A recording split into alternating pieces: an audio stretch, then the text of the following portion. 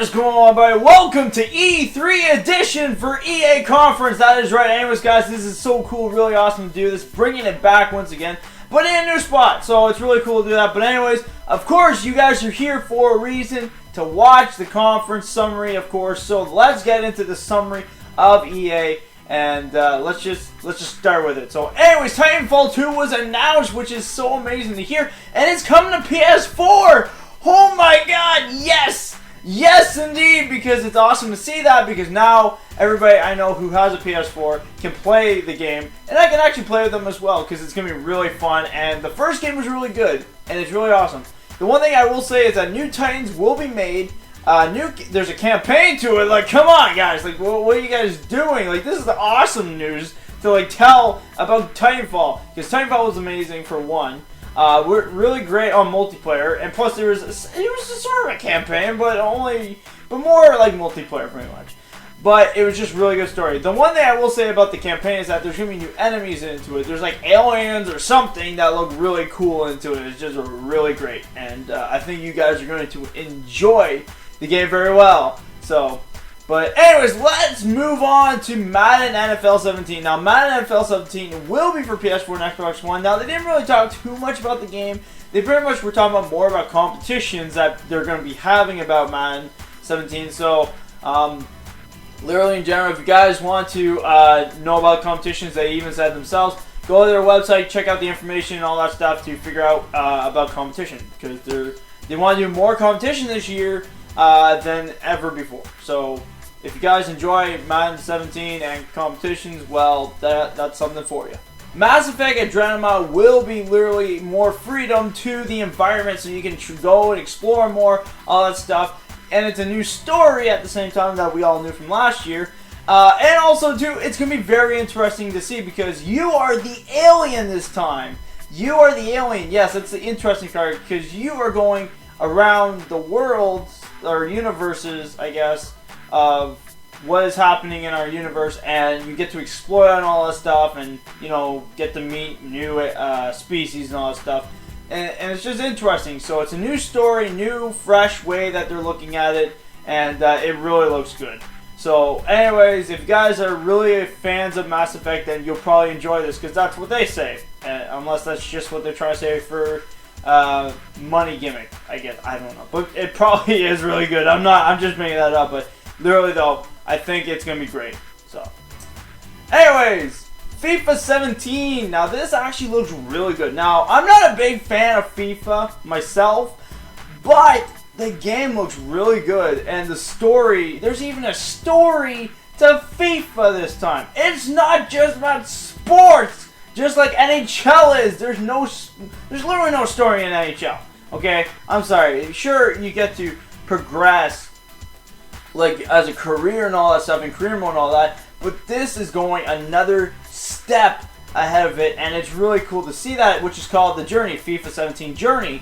And it's pretty much, you get to have your own story of a career, and literally get to live through of how to start out and make it to the bigger leagues in FIFA. And it's just really cool to see that story, because you go through good times and bad times, and it's just literally, I don't know how to tell you, but it looks really good for a story. So, I might be getting FIFA. I don't want to say yet, you know, but they caught me on the story. They really did. They caught me on the story, and it's going to be really interesting to see what's going to happen. Now, they did mention as well EA Originals, where it's pretty much indie developer games that are just starting out in their own small little companies, where they're making indie games, and they would love to help them out, which I am 100% up for, because I really love how bigger companies are helping smaller companies to literally get to their potential for gaming. So it's really awesome to see that, and they did announce one game, which was called Feet, and the guy that was there got to show us the game, which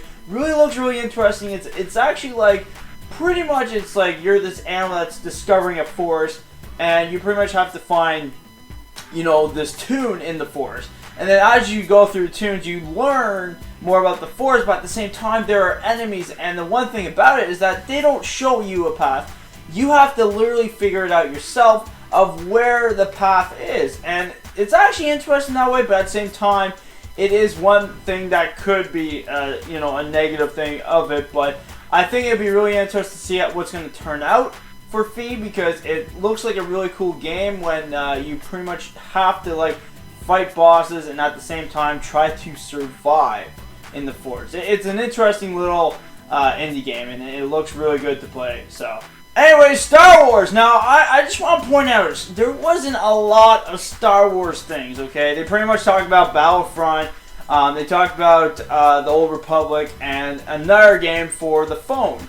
Now, these games here are just going to get DLC. That's all they were talking about. You're going to get, like, you know, the new episodes of Star Wars and all that stuff that's going to the game. So Battlefront will be getting that. And I think that's really cool for one, because I would love to see what's going to happen to that.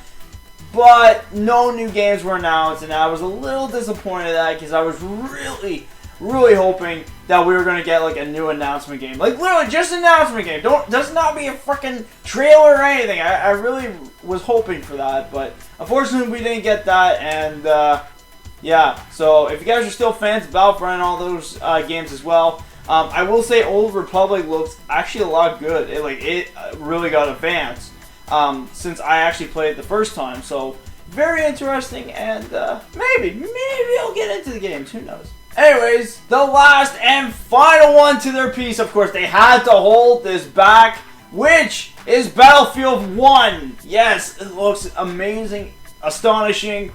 Don't know how to tell you guys. It brings back so much memories of playing the old World War I and 2 games. And it's just literally one of the games that I would love to play once again. It's kind of like gives me that vibe of like Modern Warfare. You know what I mean? Like where you love these older games that are coming back as remastered. And this is what Battlefield 1 feels like. It's one of these games that we would love to play once again.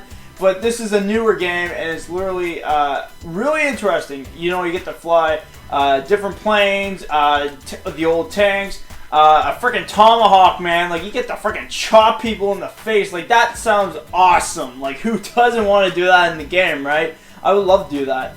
But literally, though, Battlefield 1, I think, took the cake for EA. And it's just amazing. And it's awesome. And for the people that are already there, well, congrats, because you guys get to play it first. And I get to cry here in a corner because I can't play the games yet. Boo-hoo-hoo.